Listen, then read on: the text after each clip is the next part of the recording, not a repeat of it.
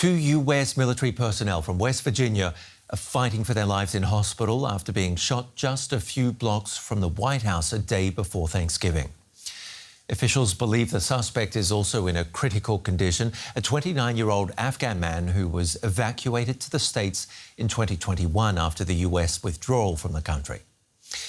At the scene, a shootout followed between the gunman and other National Guardsmen and law enforcement officers. Hundreds of National Guard members have been patrolling Washington, D.C. after President Donald Trump issued an emergency order in the capital to crack down on crime and immigration. Trump has now ordered another 500 Guardsmen to D.C.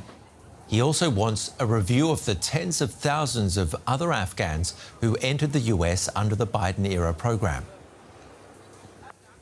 Here's President Donald Trump.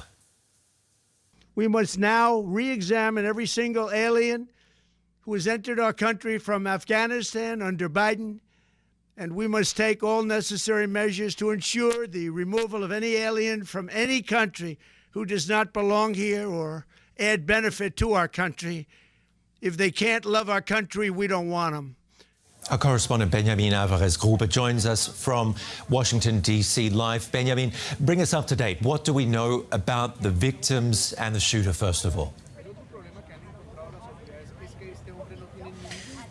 So the shooting happened at around 2:30 local time, close to a metro station here in downtown Washington. Behind me, you can see a cordoned off the area by the Metropolitan Police Department.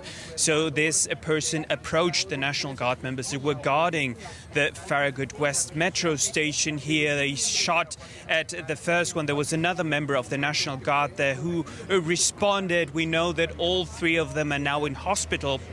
Two members of the National Guard as well as the shooter. There was a moment where the governor of West Virginia confirmed that both of them were dead, but afterwards he backtracked this information, speaking about conflicting reports. So the area has been cordoned off, and where I'm standing right now was the place where FBI Director Kash Patel and Mayor Bowser, the mayor here of Washington, D.C., said that this was a targeted attack against those members of the National Guard that have been deployed here to the U.S. Capitol. OK, so there's been some confusion about what's happened exactly or the condition of those injured, some of whom are in a critical condition, we believe. What sort of political reaction has there been to this incident? Several reactions from both sides of the aisle, from Democrats but also from Republicans. The first reaction that we had from the White House was from Press Secretary Caroline Leavitt, who said that President Trump, who is currently in Mar-a-Lago, was briefed on that. And then it was the president himself on his Truth Social account who spoke and referred to this person that shot the members of the National Guard as an animal. He said he will pay a very steep price.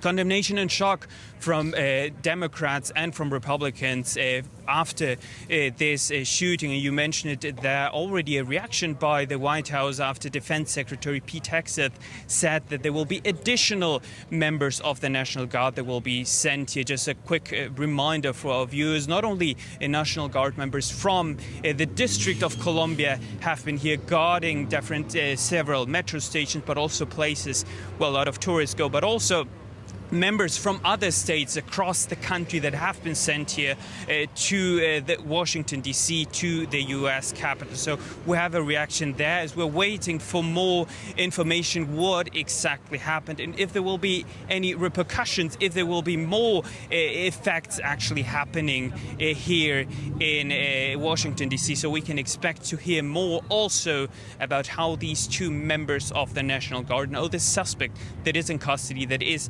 also in the hospital, if there's any development there on the health. Yeah, it's a loaded political topic, and so far we have no motive, do we?